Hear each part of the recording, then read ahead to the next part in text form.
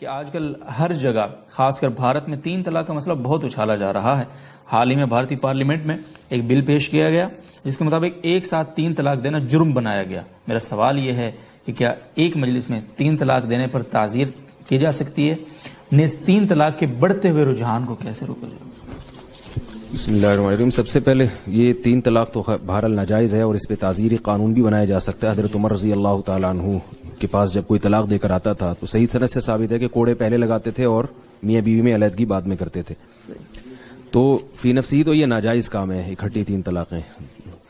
باقی یہ کہ انڈیا نے جو یہ قانون بنایا ہے اس کا مقصد کیا ہے؟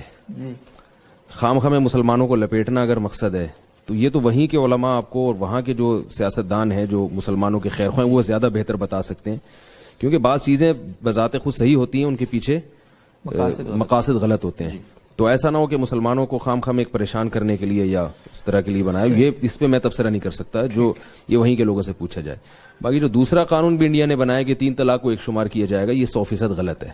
خلفائے راشدین کا جو قانون تھا وہ بالکل قرآن و سنت کے مطابق ہے, اس کو فالو کرنا چاہیے. اور یہ بھی عجیب بات ہے کہ انڈیا ایک طرف 3 طلاق کو ایک کہہ رہا ہے, دوسری طرف 3 طلاق کو جرم بھی قرار دے رہا ہے. تو یہ موسیقہ خیز بات ہے کہ جب 3 ایک ہوں گی تو پھر 3 پہ سزا کیوں مل رہی ہے؟ جب اس یعنی وہ الفاظ ہے نا, وہ تو اس کا جب کوئی نتیجہ ہی نہیں نکل رہا تو پھر اس کو پھر جرم کیسا ہوا؟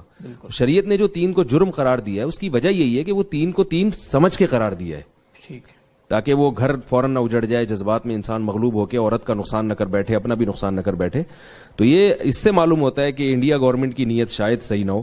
ایک طرف وہ یہ بھی کہہ رہی ہے کہ 3 ایک ہوں گی اور دوسری طرف یہ بھی کہہ رہی ہے کہ 3 طلاق پہ سزا دی جائے گی. تو جب ایک ہیں تو پھر آپ 3 کیا 3000 بھی دے دیں, اس کا کوئی جب کچھ مطلب ہی نہیں ہے.